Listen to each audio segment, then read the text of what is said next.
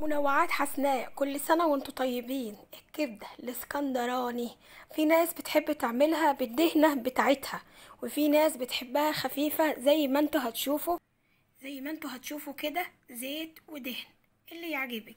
معانا الكبدة حبايبي بقلبي، قبل اي حاجة خالص تكون خارجة من الفريزر عشان نعرف نقطعها. معانا كزبرة، ايوه معلقة كزبرة. معانا عصرة ليمونتين. معانا توابلنا: ملح، فلفل، بابريكا، كمون، فلفل اسود، شطة.